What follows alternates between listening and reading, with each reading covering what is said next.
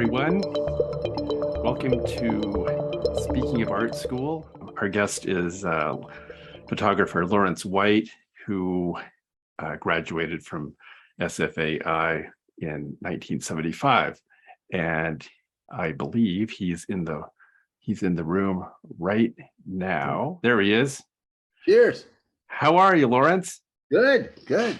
Good to see you. We have a wet and soggy day here. I guess A wet and soggy. Oh, awesome. the summers here can get quite wet. It goes from being tropical to Arctic. Oh, wow. Okay. Yes, yeah. So you Interesting. really get the full span. Yeah. Unfortunately, the Arctic part lasts a little bit longer than you would like it, but Uh-huh.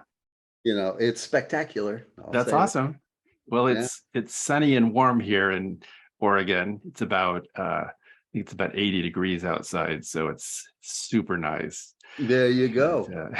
The yin and the yang. Although, exactly. listen, I never complain about the rain. Okay. Having grown up in Northern California on the coast there, Yeah. Now, where did you grow up, by the way? in Marin County, Oh, in Marin. right? Mhm. Yeah, a Awesome. little town there called Corte Madera. Okay. And back Awesome. on the back, it's a little mountain there called Christmas Tree Hill because the house Interesting. kind of formed that, and it's a foothill of Mount Tamalpais. Uh-huh.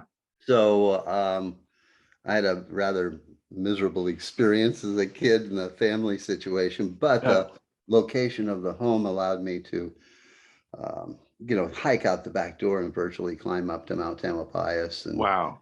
on a good weekend down the other side to Stinson Beach. And in Awesome. those days, hitchhiking, as a little kid, I didn't hitchhike, Yeah. but as I got older, I'd hitchhike or ride my bike. And it was just a great place to be a young person in the 50s and Yeah. early 60s. Yeah. Wow, that's awesome. We lived in Marin in the 80s when Oh, I was, you did? yeah, we lived in Mill Okay. Valley and San Rafael, um, San Rafael in the late 70s. Okay. And then we moved down to Mill Valley during the time I was going to the Art Institute uh, in 82 and Uh-huh. You up were to there about then. 86. Yeah. Okay. All right. And so, yeah, Interesting. So we've actually crossed paths as far as the locations of our lives. Yeah. that's right. Yeah. Yep.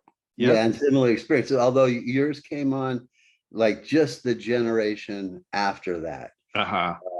And that's an interesting evolution because there is an evolution to that part of the country, big time. Right. Indeed. Man, wow. Well, Well, that's went away in the service for 4 years. uh-huh. And when I came back, smog and weather were part of the news. And that Interesting. to me blew my mind because it never had been, Yeah. Nobody ever thought Interesting. of smog in Northern California. Smog, And right. as far as traffic, I mean, it wasn't, there was a big highway, there weren't that many cars, it wasn't that big a deal to Mm-hmm. clog up at the bridge. But even when I first lived there, there was an active train service Uh-huh. that went to the ferries in Sausalito, and you could take a ferry across to San Francisco and they catch a cable car or Wow. trolley from there. It was really civilized, That's I mean, awesome. yeah, it was a great way. I think it Huh. was the zenith maybe of those years. The apex, Right, right. the apex, yes, yes. That's great. So this is great. I really appreciate your participating in this series. And just briefly, now we know you were from Marin. How did your artistic evolution and trajectory to SFAI come about? Well, okay, that's a very good question. It could go on for days. But let me just say it this way. Growing up in that part of the country, I was always surrounded by art. Hmm. My family was involved in the arts. My stepmother taught ballet, and there was always a lot of art surrounding us in our household. But it was a different generation. And it was a generation of discipline in the art as opposed to expression in the art. Uh-huh. So it was very restricted on what you could do and couldn't do. And it was very, there was a right way. Yeah. You know what I'm saying? You weren't breaking new ground. Yeah. And for a person like me, I always felt restricted by that. And it wasn't until after I got out of the military and was, you know, a regular working hack, totally not happy with my life. And my next door neighbor was a filmmaker from the Art Institute. Wow.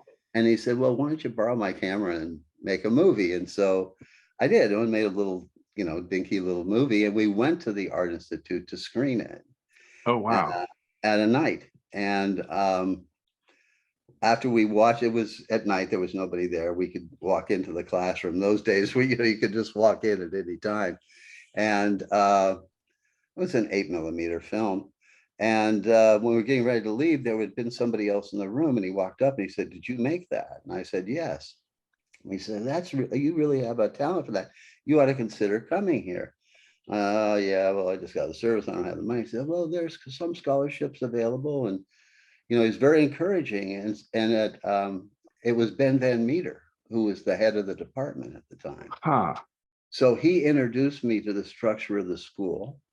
Um, I helped me get a job because I literally had no money, hooked me up with the GI Bill. And that was really my entree to the school. Oh, that's awesome.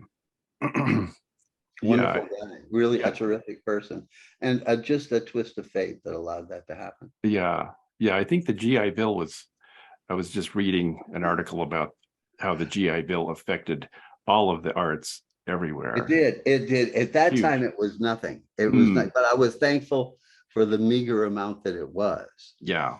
But Sure. the GI Bill now is an entirely different ballgame. Okay. But in those days, it was nothing, and student loans were incredibly difficult. Yeah. And we're talking 1970, Yeah. you Right. know, right after the war. Yep. It was not as advertised. So I really did need that kind of um initiation to the school. Hmm. And the other thing was that the school was looking for people with life experience. They Uh-huh. weren't just taking people from continuing education. And so as part of the application process, you know, the fact that I've been in the service, that I'd had a job since and all this stuff, it helped me in applying to the school and getting a partial scholarship so I could Uh-huh. go. That's great. And now you were originally a film student, Yes, right, filmmaking student, and right. so so that was your entry. Well, Uh, it at was, but you know, that's kind of a misnomer because okay, they, you know, like any other institution, they insist upon you having a major and a minor right. and the classes and all that stuff. But the thing that really turned me on about the Art Institute was, you know, okay, here's the tuition. You know, you went to a seminar. Okay, now these are your instructors. This is the class structure. Here's a seminar. Now get yourself an education. Uh-huh. In other words, it was incumbent upon me Hmm. to have the interest and the energy and direction to be able to use what they put before me. And I loved it. That's The freedom of that, yeah. just so I was doing photography and film and lithography, and I was hanging out with painters, and it was the community of arts Hmm. that we all dream of, Yeah. personified every day, 24 hours a day, Yeah. just cooking. You know, That's awesome. I thought it was a tremendous experience artistically and That's creatively. that's great. So so you did you work with George Kuchar? Well, I was there before George. As a Oh, matter of okay. fact, I introduced George to the Oh, school and to, awesome. yeah, it's interesting because of the uh, time that it was. Uh, there was a boatload of entertainment, I'm not entertainment, of independent filmmakers. Uh-huh. Just great ones, Scott Bartlett, Bill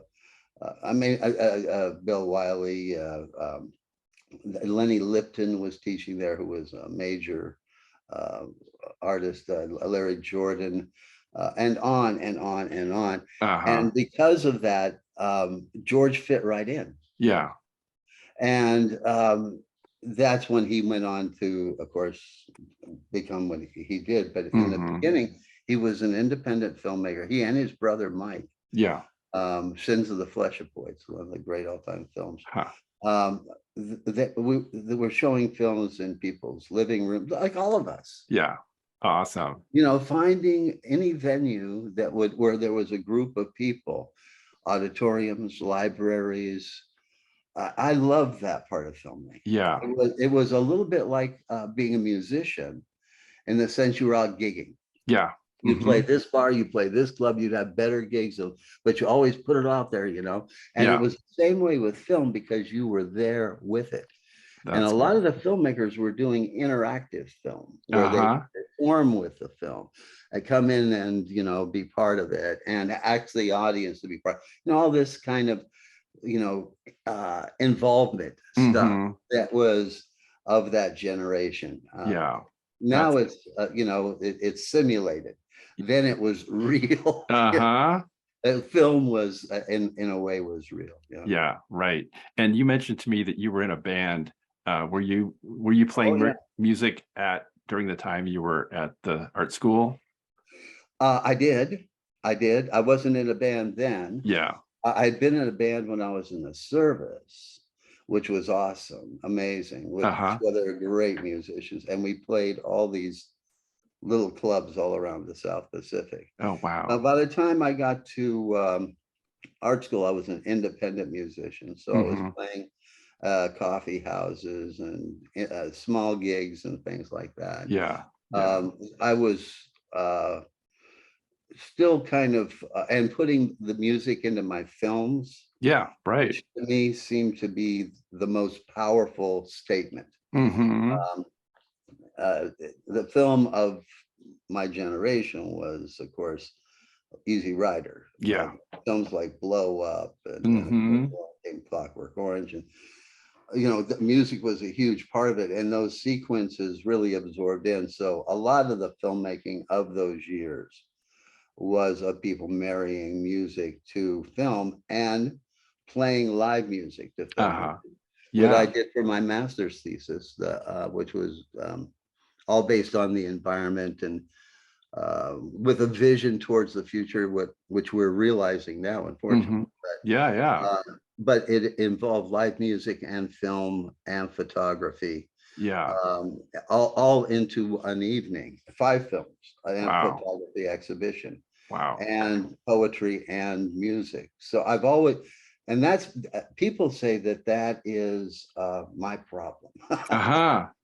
You know, if you would focus on one, Yeah. you know, but Right. it's not like raising children. If you just focus on this one child, this child would be a genius. Exactly. But this is a gift. Everything that we do, we're the portal, right? This gift comes through us. Hmm. So, okay, yeah, good advice. I'll deny that. Yeah. So I'll be what, successful? And then what, I'm going to be happy. Right.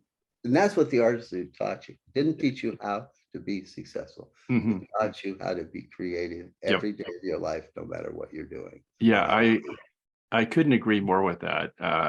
When we were talking earlier, I really feel like that's something that we have in common. And I don't remember when or where I grokked that idea that your experiences at the Art Institute would continue to unfold in how you lived your life for the rest of your life. There was no like you are the end product, and it continues to evolve. Uh, very much, you very know, much. and as you know, and I know, selling your work um, is a small spectrum of that, and it can be great, and it can have its pitfalls, but it's just part of it. It's not the whole thing, It's not. and Well, fascinating. One of the students, she was there just, she was still there when I got there, but she left soon after, was Annie Leibovitz, yeah, right. right? And Yep. so here's a student, right? And she's this wonderful person who does these 60 by 20 black and whites with handwriting on them and about her family and stuff. They're really charming and beautiful and technically spot on, right? And Hmm. then and somebody says, oh, did you hear what happened to Annie? No, what? Oh, she went to work for a magazine. What magazine? Rolling Stone. Yeah. Never heard of it. It's Oh, brand new, right? oh man. It's like beam me up, Scotty, right? Yeah. So she has, as an artist, as a graduate from the art institute, she spectacularly Mm. hit the heights Hmm. and fulfilled her obligation professionally, creatively, and in every way, right? Right. Right. And yet all of us who were artists that I know, photographers and filmmakers, et cetera, who were there at the same time, we're still rocking too. Yeah. Wherever we are is where we're creating. And Yes. that was the key. That Yep. was the whole thing, was the gift is the creativity. The rest of it kind of takes care of itself. If Mm. you're counting on being beamed up like that, you'll be disappointed. But I'll tell you something else. I know other people who were, but they did it in a way that they weren't proud of it. Ah, gotcha. Right. They Right. were Right. marketing things that they didn't believe in, or Mm. they got involved in things that were negative and they tried to overlook it. Yep. And you can lose credibility maybe with the crowd, but once you lose credibility with yourself, it's a little tough. And that Yeah. was the thing. I was just hanging, but during those years, not only was it the students and the teachers, it was the visiting artists Uh-huh. and For the sure. artists passing through for the day. Yeah. It was a community that was there that really represented the worldwide community of the arts. Yes, And you indeed. felt when you were there, you were plugged into it. You were Yep. now part Yeah, of it. How they exactly. lost it, I have no idea. Yeah. Well, that's a whole other thing for Yeah, sure. right. But well, that's super interesting and completely relevant to your path, since you yourself went to work for Rolling Stone I magazine. did. And I did. so talk about that transition, going from SFAI and then going to work for Rolling Stone and having a pretty illustrious career, photographing all kinds of people. And I've been fortunate. Um, one of the things about, let me just backpedal just a little bit and kind of sure. lead up to it. When I first studied photography at the College of Marin before I went into the service, I flunked. I got an F. They kicked me out of class. Hmm. It wasn't until later when I ran into people at the Art Institute, specifically a fellow named Stephen Bower, who said, "What if I could teach you in an afternoon?" And I was like, yeah, right. So that evening over Mexican dinner, when I was thanking him for teaching me, I mean, he broke it down into terms that made sense. Mm-hmm. And then I went on to study with Jerry and everybody else. And I began to develop my own technique. I'd see people coming through there, Eugene Smith, Robert Frank, Dwayne Michaels, Imogene Cunningham, Linda, Jack Fulton, and Yeah. just by hanging out there and watching how they worked, one of the things that struck me was that there's this basic structure that we're all dealing with, but we're all knuckleheads. And we're finding our own unique ways to make it a statement. Right. So that's what I did. I designed my own style from what these people were teaching me. And Annie, of course, had gone to Rolling Stone. And Uh-huh. then Deacon Chapin, who was another student at the Art Institute, had followed her there to work in the dark room and to do some shooting. Right. Enormously talented guy. And I was covered for him at one point when he was traveling, so they knew who I was. And then, as fate would have it, I really needed to leave California. My situation at the houseboats was not a good one. Mm-hmm.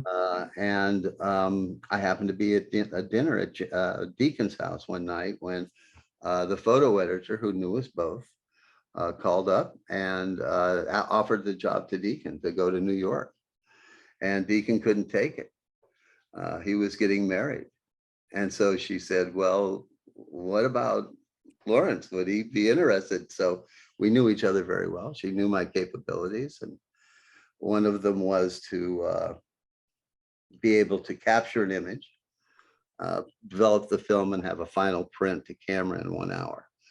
So Wow. that's that, yeah, that was printing wet names, but that was a Yeah. system that I developed myself by rubbing shoulders with all these people. It was very valuable at the Yeah, magazine. sure.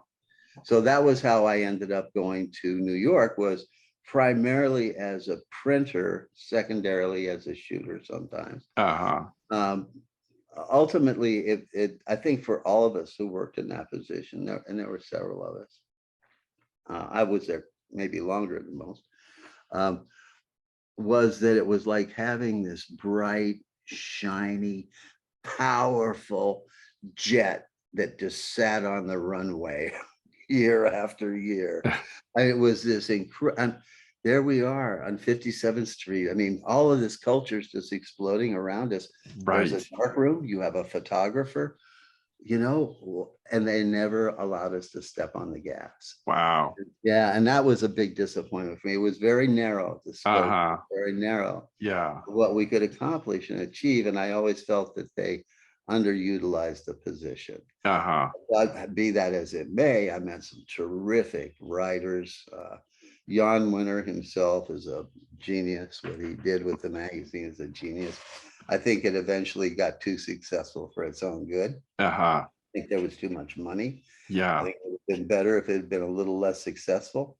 But he deserved it. It was amazing cultural thing. I was very proud to be part of it. That's I awesome. had great opportunities. So, but you can see where I feel like as a professional, Sure. you have chops. Yep. As a musician, you have chops. You join Frank Zappa's band, you're going to be playing Frank Zappa's music. I joined Exactly. John Winter's band. Well, that was the other thing, that we had a band at Rolling Stone. Oh, really? Yes, Jan was the guitarist and the focal point behind it. Some of the members, let's see, Chuck Young on bass. He was the guy that kind of introduced punk to America. John Wow. Bareilles went on to be musical director at the New York Times. Tim White, Wow. uh, Kurt Loder Yeah. was a guitarist. We jammed together a lot, Kurt and I. That's And awesome. yeah, it was the dry. David Felton named it, the writer, the dry heaves. Okay. Right. Oh And man. when we performed, well, people that hung around were Mick Jagger and Peter Wolf, and Peter Wolf jammed with us quite often. It was quite an experience. So That's yeah, yeah, that's and that great. all happened on 57th and 5th, the 27th floor of the old Squid building overlooking Wow. Central Park. That's rock and roll, right? Yeah. That's amazing. That's amazing. So that was you went to work there in 78. So that was shortly after they moved Rolling Stone to New York That's City. right. Yeah. They hadn't even set up the darkroom. I had to Yeah. set up the darkroom. Wow. Yeah, Oh, the day I landed, I slept that night. The next day, I was picking up the equipment and establishing the darkroom. well, that's awesome. Oh It was man. awesome. Yeah, yeah, Well, yeah. Like I that's say, it was like having a Ferrari. yeah, I kept waiting to be able to just step on the gas. that's great.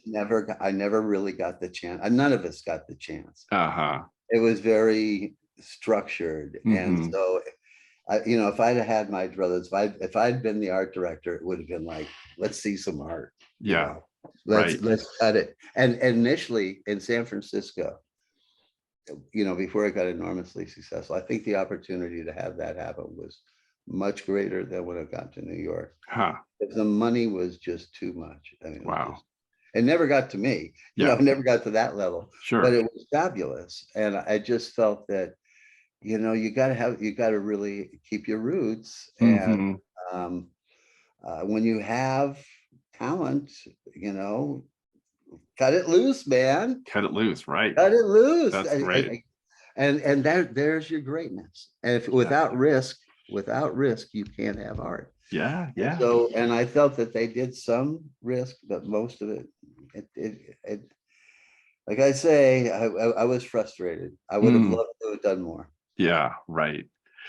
Well, we have at least 40 images in a photo album that we can look through. And Uh-oh. you've got your video that we've got Yeah, in I'm still doing films. and that's amazing. And so would you would you rather look at these images first or show Yeah, your why don't we look video? at the images and then Okay.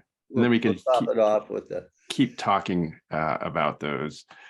I've got your Ah, let's go over here okay. and So we'll this just is, I made my living doing rock and roll photography, of course, for many years, through yeah.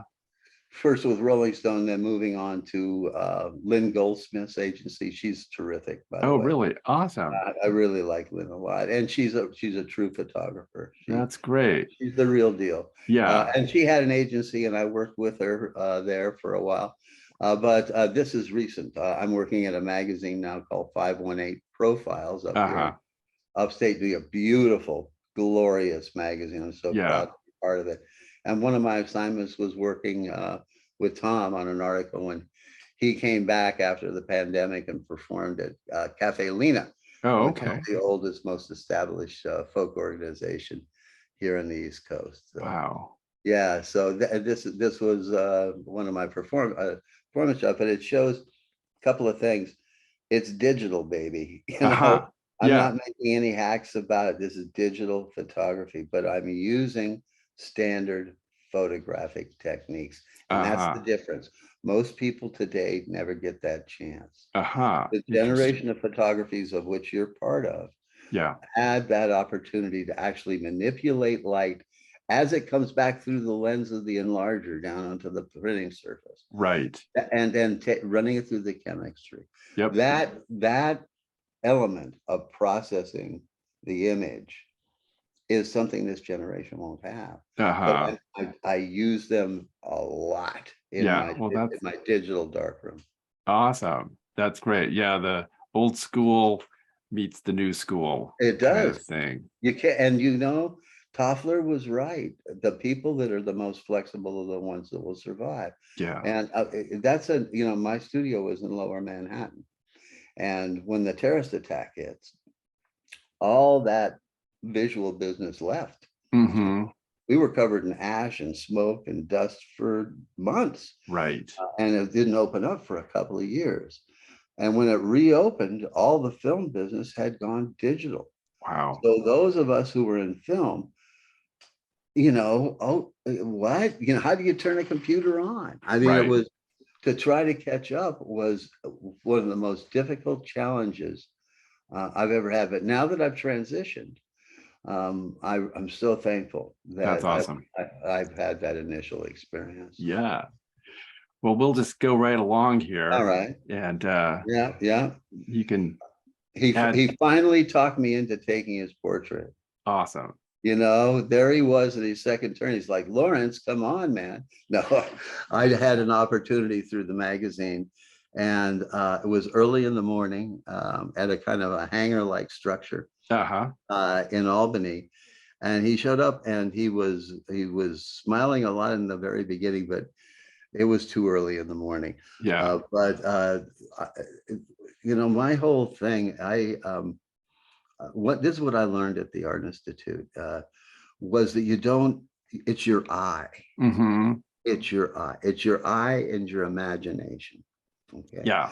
That's what you're really working with. Yep. Yep. Everything is an extension of that. So my setup, my equipment is actually very light. So I can move and Yeah. I can be in a situation and I can be fluid.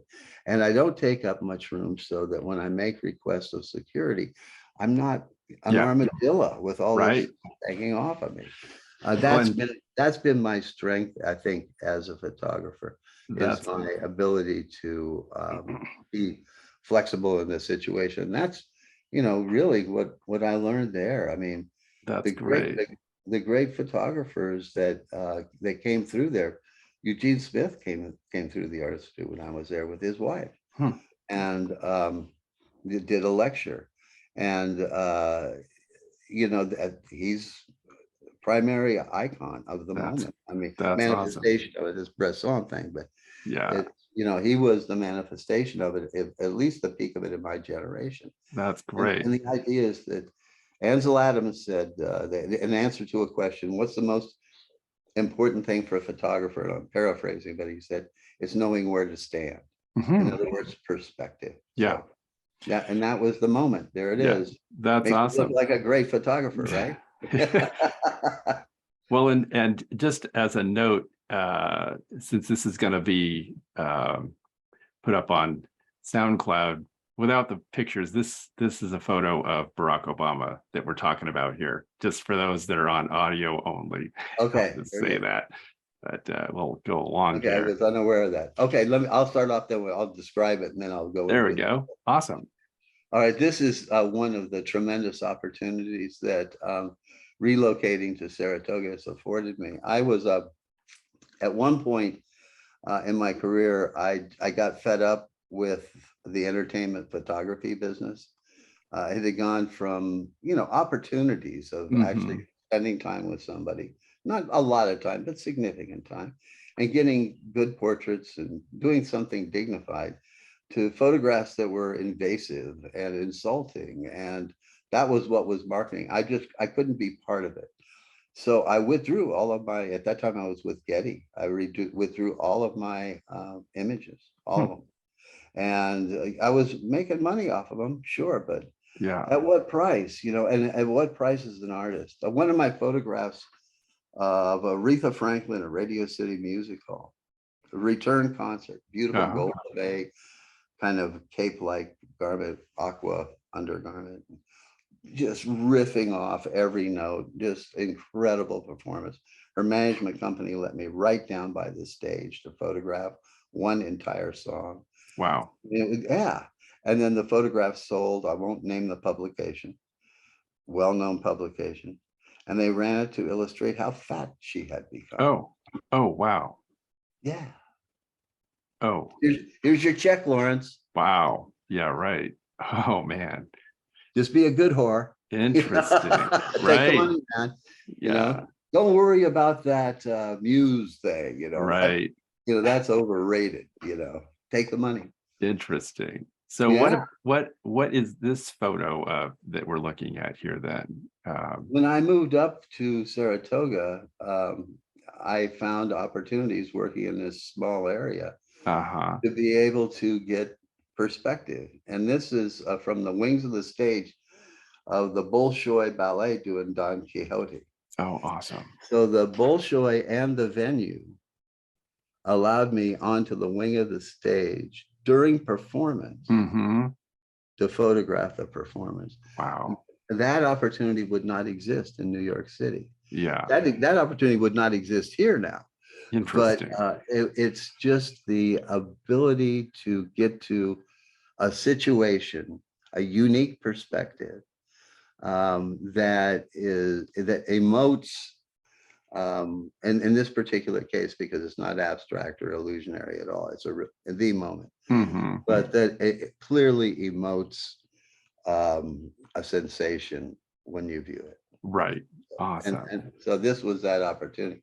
And Okay. again, it's working with digital because clearly I'm not using strobe or anything. Mm-hmm. Everything's backlit. Yeah. And yet you can see detail in the foreground. There's detail along the side of the wing, out and then into the audience, and then even Yeah. the sky beyond. So it's um, you know, it's powerful technically. It's That's on the great. edge, of course. It's not noiseless, Yeah. but it is that moment of being there. That's great. We'll just cruise to the next one here. We talked a That's little the bit about this yesterday. Oops, sorry, going the wrong way. Need to zoom this in slightly. There we go. those are the mailboxes at the houseboat neighborhood that I lived in most of the time that I was going to art school. Uh-huh. I was able to get a boat really for nothing and virtually live down there for nothing. I contributed to the neighborhood and overall and Yeah. everything. It allowed me the type of housing that was dignified and safe and kind of Mm-hmm. funky and cool, Yeah. but low income. Yep. So, because I was making everything, I was working at 3 jobs to go to the Art Institute. Mm-hmm. Filmmaking is expensive. Yeah, And in right. those days, it was crazy expensive. Interesting. Leader, Yeah. sound film, double track, Hmm. triple track. All of that is exposed film. Yeah. So, Yep. and then, and then you do a work print. And then you do a final run, you hold your breath that everything's synced up. Right. Because if one thing goes out, then you got to do an entire new run. Oh man. And that was real commitment. Interesting. It's Yeah. totally different now. Yep. Uh, and thank goodness, because now you can take more chances. Yeah. I still Exactly. look at films from those days and just wonder how the heck, 40, That's amazing. a 40 or 45-minute film with an audio track. How do you, Yeah. Yeah. it's so daring, Yeah. No, as I mentioned, I grew up in around film and wet labs and motion pictures, and so I can relate to it. That's And right. Yeah. now, Monaco. yeah, I worked at Monaco, and Yeah. where did the film students get their film processed? I mean, they Well, didn't, Monaco was a big one. was And then it? there was another one, and I know somebody will tag this piece Yeah. and remember the name of it, but there were two big ones. Monaco was Hmm. one, but it was closer to the school. Okay. And I can't, if Doug Went sees this, he'll recall. Um, but Yeah. no, I can't remember the name of it. Right. It's interesting as I've been digging through my archives and doing these massive scanning sessions. I found one of their envelopes back there, Oh, awesome. but I just can't remember Yeah. the Well, and name it's interesting because when I was working at Monaco uh, 4 years before I came to the Art Institute, that was where I actually heard about SFAI, was from a coworker there, and he told me about it and showed me the catalog, and um, he knew William Wiley Wow. personally, and so that was how I became familiar with it, Well, and then a few years later, I quit working there and started at the Art Institute. So it's yeah, interesting yeah, how that's how it is. life goes, you know? It is, especially at that time, the network was very active, very alive, Yeah. very electric. Yeah, absolutely. And this is another image that I just captured. I specialized in dance photography Oops, for a gonna go number of back. years. This Uh-huh. is the Chinese ballet, the Awesome. National Ballet of China, Yeah, as it performed here in Saratoga Springs, and there are two dancers. But again, awesome. this using my standard setup and photographing actually from the rear of the auditorium here, but Yeah. at stage level. Mm-hmm. I stay at stage level. I don't care to be close. I care to be at the same level, Right. perspective. Awesome. So it's Awesome. just a different way to see it. But for when I quit the agencies, I lived 3 blocks from West Broadway in Soho. So I Yeah. set up a little table on West Broadway with my dance photography. Oh wow, that's And great. then that enticed dancers as well. So I photographed dancers from all over the world. And Wow. I sold some stuff to Barishnikov, Oh to wow. his manager, to his office. Yeah, That because I that's had awesome. this set up at Lincoln Center, and it was cold. It was a little snowy, but at that time I had shirts and sweatshirts and photographs and all this stuff based around dance. Yeah. And he came by, he got his big fur jacket, and he Wow. walked by, kind of, and looks at it. And he goes, "Yours?" And I went, "Yeah." Awesome. He said, "Why?" That's So I had to great. come up with an answer.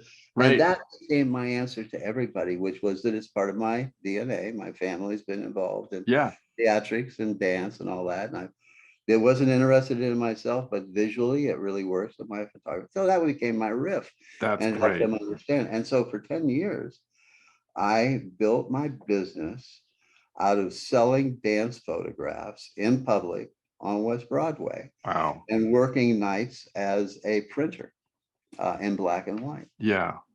And it was a great way to make a living, because being Yeah. in the public, you get that immediate feedback. And unlike an opening where you're there for an hour or two, Sure. on the Right. public, you're there for 8 hours, 10 hours, Yeah. 2 or 3 days in a row, dawn till dusk. And that means that you're meeting and talking to people all the time. And that perspective is huge. Yeah, sure, sure. It shapes my vision today. Yeah. That's great. Well, this is And this again is the Chinese, and the thing about the Chinese ballet that struck me is they're working in levels and mhm. layers. They have 3 ballets going on at the same time. Wow, that's awesome. It's amazing, and you catch them all, and the way that Uh-huh. they interweave, it's and working the levels like this is, it makes normal dancers working on a stage, a flat surface, seem a little mundane at times. It's this Sure. being up in the air. I Oh, think yeah. the first thing I ever saw that was like that was a stage play called Bye Bye Birdie. Uh-huh. And in the beginning of that, they had people, musicians in layers and levels. And I've always liked the sense of elevation. That's great. Deborah Harry. Deborah Harry, right. And this is a performance with a soft lens in Central Park, which Oh, was okay. a big venue at that time, the Wilman Rink, Yeah, right. 70s. Had a lot of first class, the Cars, Yeah. Rockpile, Arlo, Uh-huh. Patti Smith. I have a lot of images of Patti Smith. Oh, that's awesome. Yeah, pretty tremendous stuff. But these are rescued from my stash that I've Okay. kept through the years of the traditional film Yeah. transparencies, negatives, and black and white stock. Awesome. That's great. We'll just keep going here. And There's there's so many. Paul McCartney. Oh, McCartney. Again, he kept calling me, That's you know, amazing. That's Lawrence, when are you going to take the shot? And I said, well, break out the Hofner, man. oh, that's awesome. No, this We was, oh man. and it just, you have to be resourceful as a photographer. Mm-hmm. Um, my partner was able to, by hook and by crook, get us tickets to go there. Yeah. So I went with her. And And where you and can't, and this is in Brooklyn okay, at the big Coliseum there, that massive Coliseum. that's amazing. And they were tickets that were on the floor, but back far, so Yeah. they weren't great, but Yahoo. But Yeah, you couldn't carry a camera in, you couldn't have a long lens, you sure. could not have a monopod or a tripod, certainly. Yeah. And from where I was sitting, it would have been impossible to do it with a phone or anything else. Mm-hmm. So I bought a camera. Awesome. I bought a Pentax with I can't remember the body type now, Huh. but it had a Zeiss lens. Okay. And the Zeiss lens was a 2.0. And it had a Awesome. focal length, an actual, not a digital zoom, but an actual And zoom uh-huh. that went from 18 to 500 Oh wow, that's awesome. at 2.0. That's So I great. was able to do this and get that with that little camera. And it's an APS sensor, so it's a smaller sensor. Mm-hmm. But, and I was only able, because of security, I was only able to be there, but, concentrate. When's he going to do? What's he going to do? Mm-hmm. Get your thing and then get out before you get thrown out of this place. And Wow. so it wasn't that I was invited at this Yeah. all. But That's you have to think on your feet if the opportunity's there. right. Was it Interesting. worth spending $350 for this little pocket camera that does all this? Was it worth Right. it? I think it was. That's awesome. That's very cool. That was one of the things I loved to do in the 70s was shoot rock concerts. And I did a lot of it in the Bay Area. And up until the 80s, because I Wow. wasn't a professional, so it became more complicated with Yeah. Bill Graham and things. And Yeah, so you yeah, know, but yeah. That was yeah, tough. you know, At first, it wasn't like that, but then it got. yeah, Yeah. right. I didn't know how to make that leap, you know. Well, So let me tell you something. I'm uh, glad I don't do it anymore. uh-huh. I don't enjoy it anymore. Yeah, Security and some of the stuff, it's a whole you're thing. treated like an invader. Hmm. Like, while these people in the audience have their phones up, videotaping the whole damn thing, Sure. the Yep. professionals that go out, they get the images to make them look good, that then go into publications that help build their industry. Yeah. Yep. Interesting story. And this goes to show you that some people are still human beings. Fish was like that. We weren't allowed to go and photograph fish. Oh, interesting. And I was like, what? Fish is shutting us out? And Yeah. so I contacted their management and I sent a letter. And I told them that I've been doing this really since the early 70s when the industry wanted us there because we helped build the industry Hmm. that you are now benefiting from. So to shut us out and then to give our work away to just your audience is not only disrespectful, but it's harmful to Sure. our careers.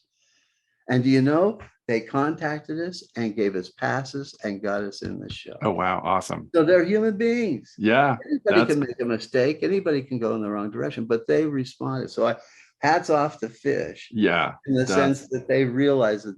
But others, yeah. no, Kid Rock, I walked out.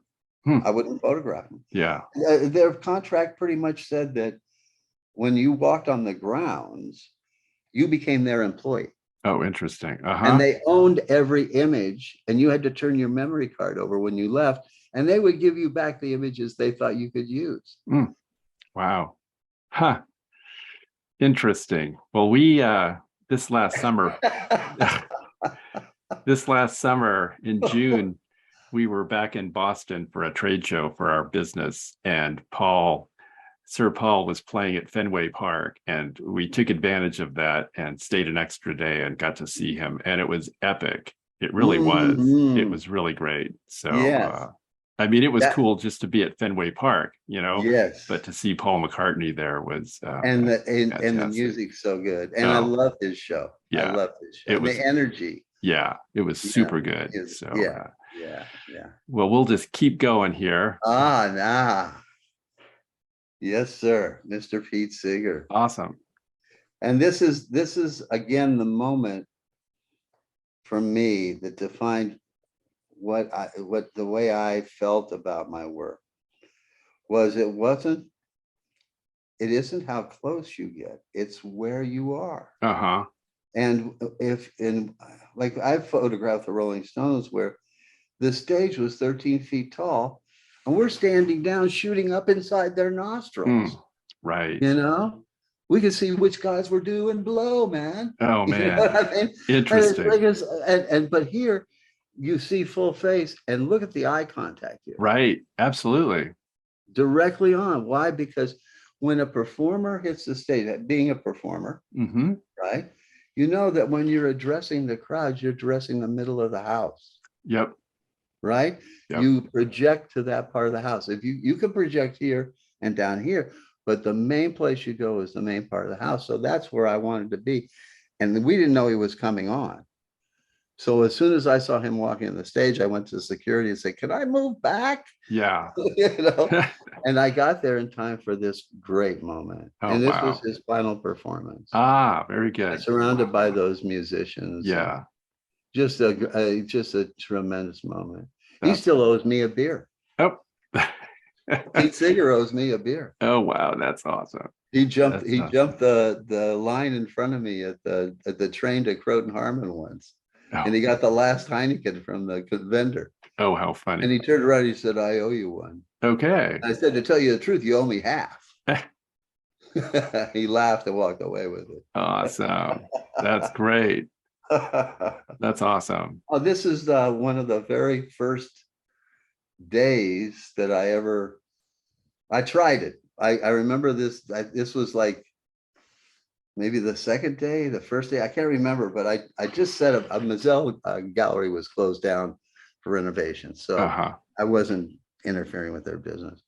But I just wanted to see how people would respond to these black and white dance photographs. Right. The one in the lower middle is Nureyev. Oh wow. Uh-huh. That's the photograph that got me the scholarship at the Art Institute right there. Yeah. Interesting. But that was to me, it was kind of a dreary day, kind of a cold day, and kind of a mess.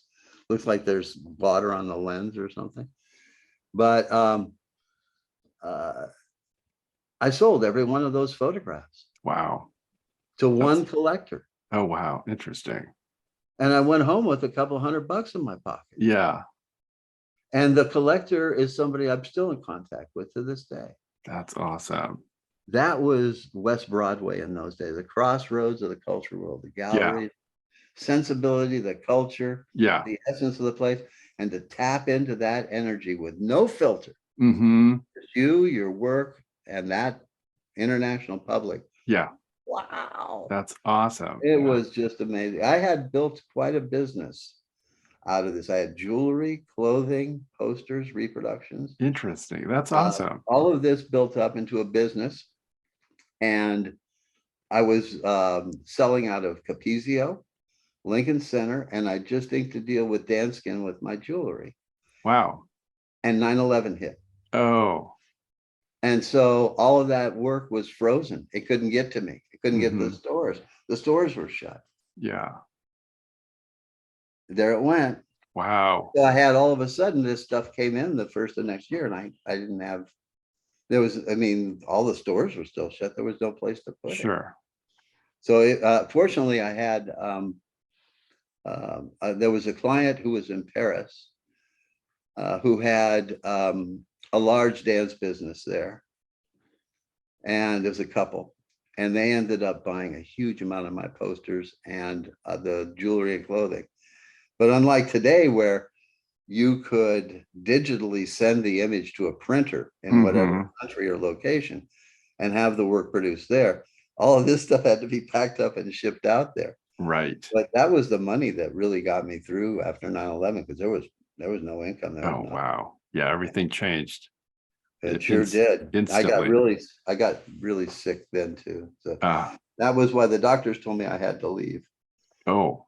Yeah, because I got dusted that day, Oh, wow. and living where I lived, I was sucking up the smoke and ash all that Oh, time. man.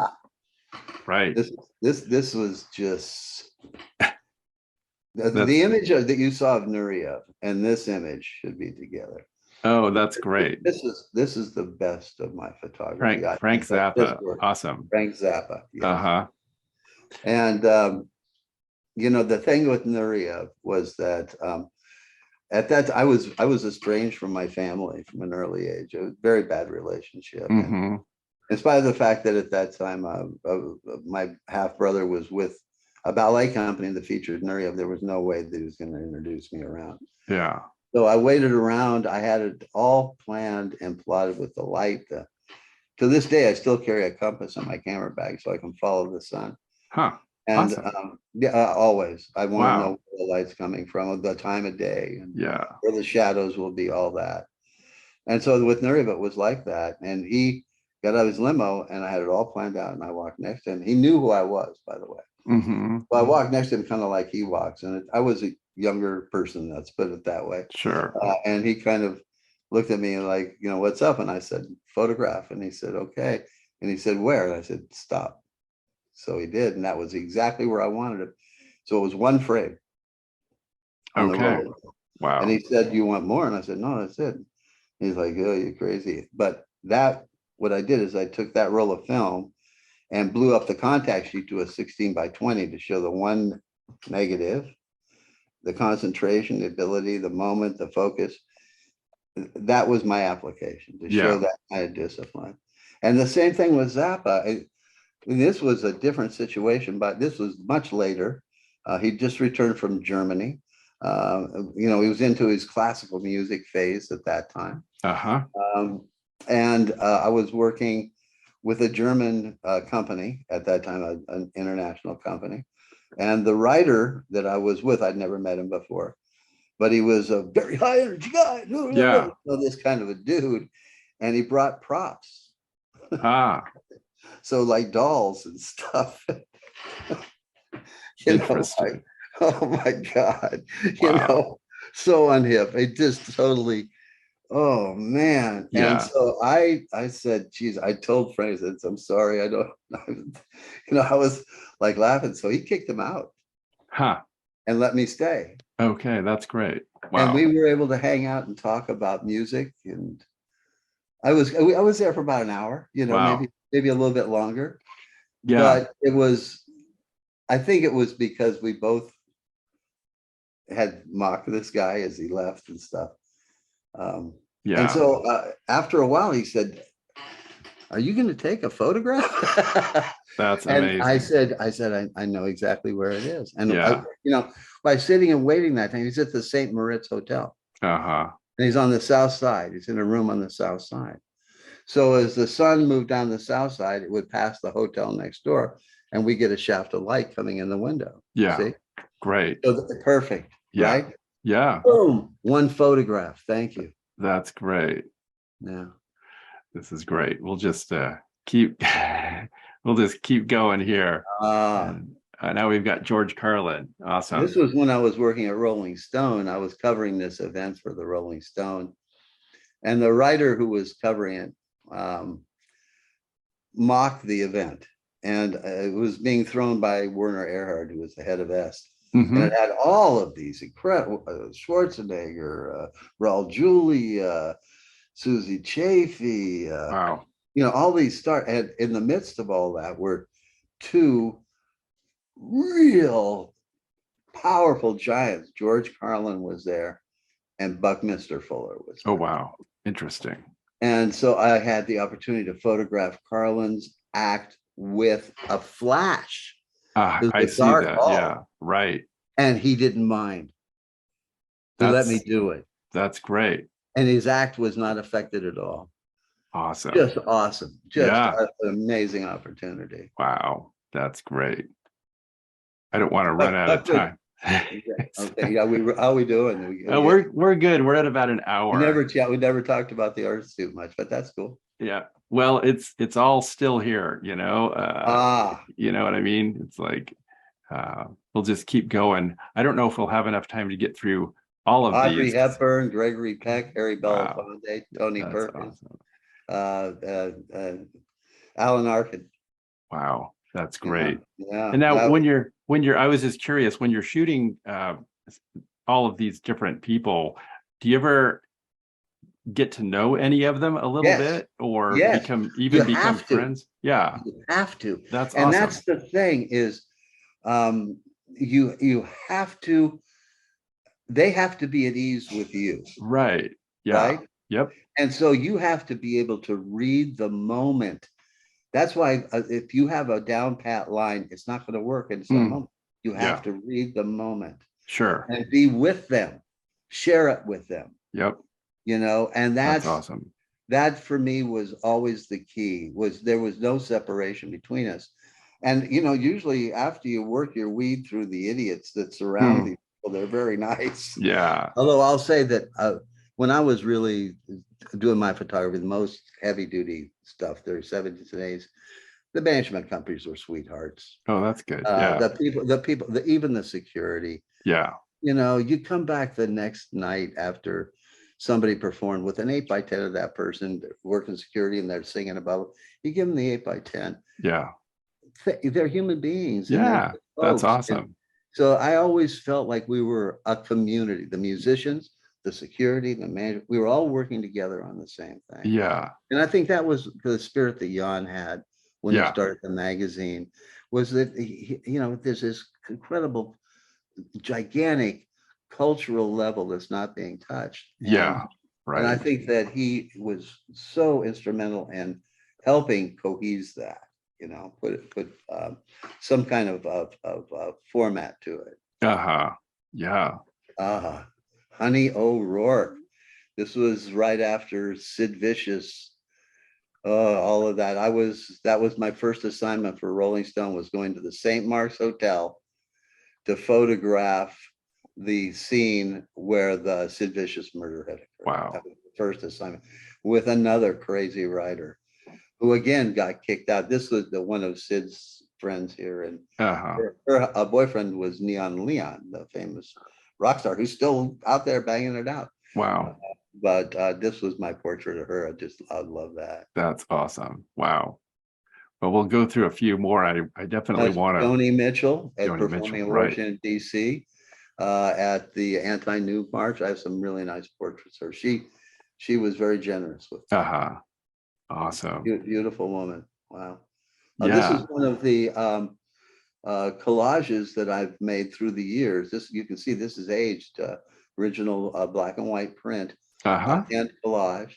The original photograph was of the nude woman, was taken in the 70s in Mill Valley, California. Library Lion was New York City, taken in the 70s in New York City. And Wow. then this also, the background was taken in the early 70s of apartment where I lived. Wow. So it's like a 3-generation image, but all done within the same time frame. And very much Dwayne Michaels, Adal Yeah. Maldonado. Did you know Adal when you were there? Have you heard of Adal? No. Dwayne He's quite, Michaels for sure, but not yeah. Well, uh Dwayne Michaels, Adal and Dwayne, the two of them when they were at the Art Institute. But Adal's work stands on its own. If you have a chance, awesome. check it out, especially That's his early work when he was there, his visionary work. yeah, But Adal, I spent time with Adal. He showed me how he did his collages and what he used. And that's that's amazing. I used the system that Dwayne Michaels taught him and that he taught me. Wow. A- And there you Ah, are. there I am back in those days. That's Yeah, great. That's yeah. awesome. That's what it looks like before you have a regular diet. That's great. Oh man, that's Yeah, I great. love the artist. I worked in the Whoops. mailroom there. Oh, you I did did? modeling there. Absolutely. I worked in the mailroom the whole time I was there. I Wow. worked in the library part-time. Don Whitaker. I worked with Don Whitaker in the mailroom. Okay. And Harry Awesome. Mulford out of it was within the library. Diane Harsh. I loved her very much. Um, uh, um, um, oh, damn it.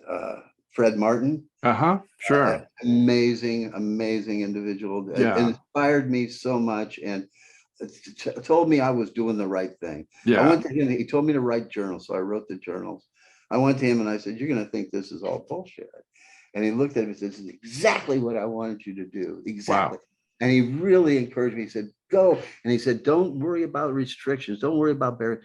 Just feel what you're doing and then do it." And so I very much, I was a very great time to be That's awesome. around great thinkers too. Yeah. I mean, really intelligent people, well read, so smart on so many subjects. Yeah. It Well, was I'm glad this image came up to kind of bring us back to SFAI and how you carry that, you carry those things with you that you get, absolutely. for your whole life. And uh, a few words of encouragement can stay with you forever, They can. and also, some scrutiny and some negativity can Well, that was it. It was just so forge you vibrant. There ahead. was no bullshit. It was just Yeah, no bullshit. right. And that was the thing, was that you really felt that you were in an authentic situation. And that's Exactly. kind of where I think the Art Institute lost its way. When it went more exclusive instead of universal. If Uh-huh. they had gone worldwide, if they kept that feeling alive, and instead of up here, if they'd had a place for visiting artists to come and stay and Hmm. kept this worldwide community of artists flowing, who wouldn't want to be there? Yeah, And, sure. and I understand there's a problem with wheelchair access. Mm, Listen, we're creative people. sure. Difficult problems are what we have for breakfast. Yep. We can work those things out. Logistics can be worked out. What needs to change is the direction. And the Mm, direction has to go back to this worldwide, international community of art. Matisse, the when he was connections. there, he Right. talked about that. Right. Ansel Adams, he talked about that. Hmm. When Annie East Nin was there, she talked about that. Yeah. Maplethorpe, when he was there, yeah, Carlos Villa, Yeah. everybody said this. That was why we wanted to be there. That's what they have to do again. They've got to get a place for visiting artists Yep. and students to be able to stay while they're creating this beautiful work and really creating a future, not only for Absolutely. themselves, but for all of us. Yeah. Exactly. That's awesome. I'm thinking we should uh watch your video. All right. Now, just a little thing about this while you look at the black screen. John Biner stars in this. He's the comedian, actor, Carol Burnett show, Ed Sullivan, his own show, Bizarre, Broadway, television, movies. Now he's working a lot with Disney. He is the star of this piece. And it's very short, but it's about blog zombies, people who are internet trolls. Okay. Okay.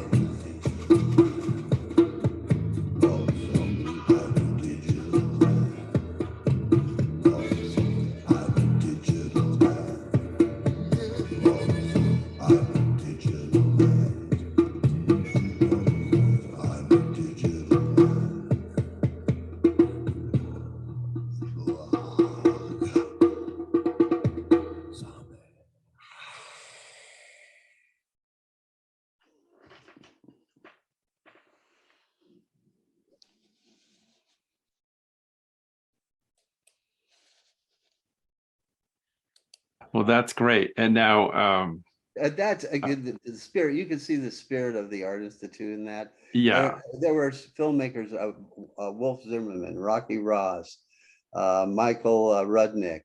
That's some of the ones that come off the top of my head. We really enjoyed mixing music with film that's and awesome. feeling that we were part of that culture, music. Hmm. Film. So Yeah, it's something that's never left me. And now with these digital tools, not only can we do it, we can project it in stereo. Because as right. you know, at Monaco, there was a point where it went from electro printing to a solid a mag stripe, Hmm. Right. and the audios really started to suck on 16 millimeter. Uh-huh. And a bad film with a good soundtrack is a lot easier to watch than a good film with a bad soundtrack. Oh And man, so that's now right. with stereo and mixing and everything, Yeah. I remember sitting in the spaghetti factory, Uh-huh. right? Yep. With my friends that saying, wouldn't it be great if you could have like 2,000 photographs on your camera? Oh, wait, so maybe you could look at them, while you're shooting. Yeah.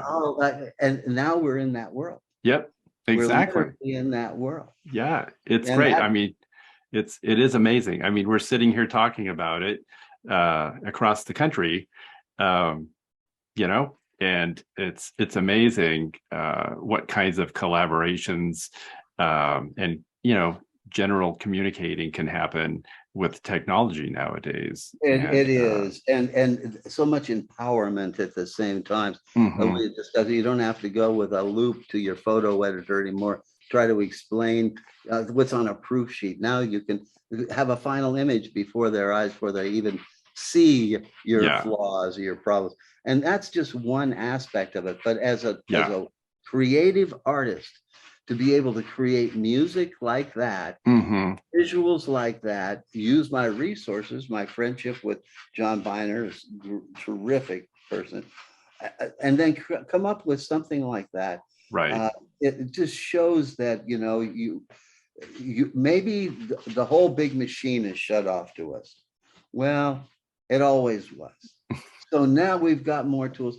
You know what? Ignore this, deny this. right, And you can build your own audience. That was the thing about being on the streets. They all said the agencies, the management people, my dance photography, too small a market.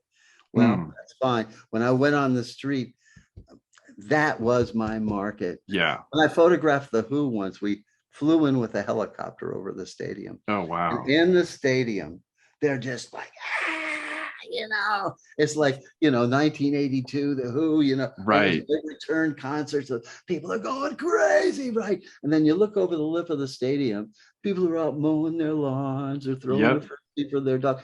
They don't give a damn about the Who. And they're the vast majority.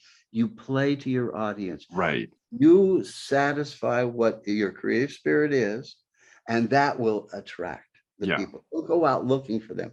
Do what you feel, and it will bring people to you. And if you have great financial success, that's a bonus. Hmm. If not, you're an artist. Absolutely. You're an artist. Well, and that's an excellent point to kind of wrap up our conversation with, because Very I think that really brings it all around to the spirit of SFAI. good. It, That's right. yeah, in my opinion, anyway. I It think you would was. agree with me. Well, that was the thing. Everybody was so happy to share. Hmm. Nobody was like, now I'm doing it this way, but this is how I mix my chemicals. Right. This is how I do my editing. This is my lighting. That Yeah. was the thing about George. Everything he'd walk into his set. He was totally open about everything Hmm. he did, Yeah. and he was playful about it. That was the Right. great joy of him. But Exactly. that the thing was that everybody at that time was in it together. We were Yeah. in a community of artists, and you felt like that, a Absolutely. kinship. Yeah. And as somebody who was so estranged from their family, their own Sure. natural background, to walk into something like that, holy mackerel, was just awesome. That's why it's such a tragedy to see what's happening now. But Yeah. like you, I don't think the story's last chapter's been written yet. Right. I agree. I agree. And we'll hold that thought as Yes. as alums, and keep doing what we're doing. And it's all you can do, really. So you've been listening to Speaking of Art School, an oral history project created to perpetuate the culture and legacy of the San Francisco Art Institute. I'm your host, Thomas M. Houston. If you're an alumni of SFAI and would like to participate in this project, please contact me at thomasmhoustonartist@gmail.com. Please stay tuned for upcoming episodes, and as always, thanks for listening.